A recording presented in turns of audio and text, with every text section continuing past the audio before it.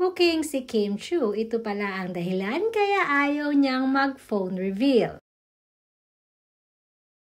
Naging usap-usapan nga sa mundo ng social media ang kamakailang episode ng It's Showtime,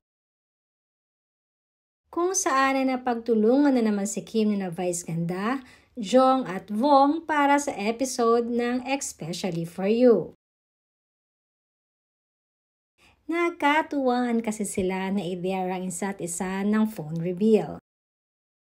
Nakaagad naman nag-react itong si Kim na ayaw niyang gawin ang phone reveal.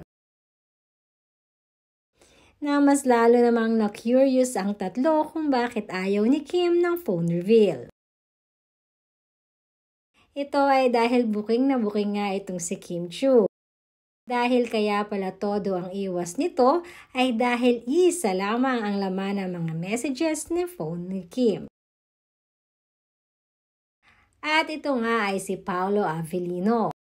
At ayon pa sa conversation nila, nasusunduin nito si Kim pagkatapos ng kanyang taping sa It's Showtime.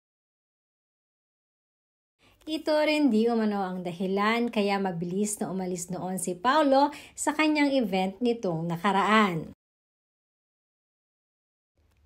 At ayon pa nga sa conversation nila, ay di umano ay susunduin ito si Kim pagkatapos ng kanyang It's Showtime. At pagkatapos di umano nito ay dediretso silang dalawa sa gym. Sinasabing na miss nila ang isa't isa dahil hindi sila magkasama sa naging ganap ni Paolo sa Isabela. Ayon pa sa mga kasamahan ni Kim sa It's Showtime, si Paolo talaga ang nakakapagpasaya ngayon kay Kim Chiu.